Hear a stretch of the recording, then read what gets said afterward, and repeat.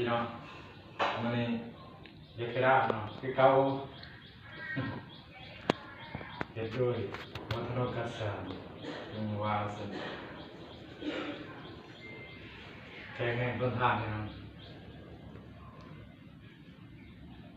โคมเนาะพุงใหญ่มาเป็นก็แกงแม่ด้วยไอ้จะสั่นทอด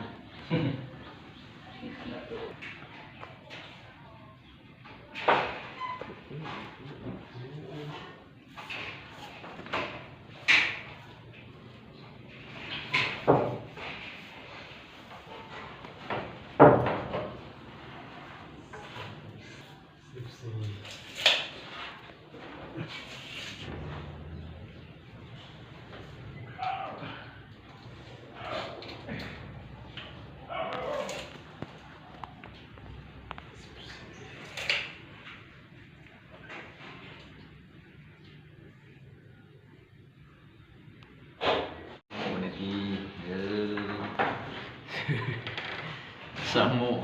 ไม่3 มื้อ 3 คืนนี่ผมครับหรือว่าเป็นตาย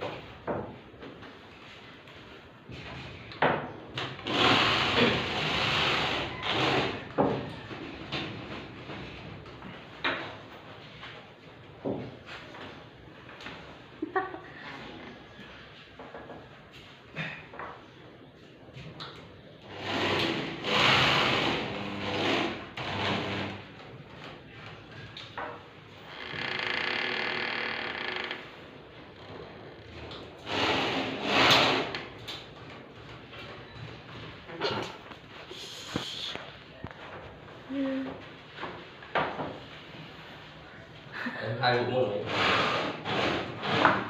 ปีใหม่เลยเอาทันทุกทีมันทายบุก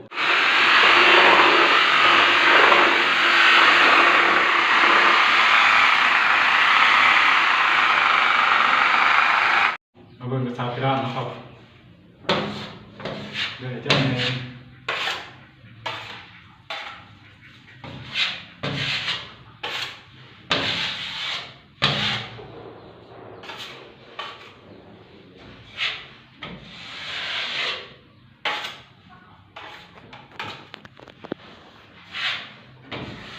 หลังจากที่ลุ่มแล้วนะครับ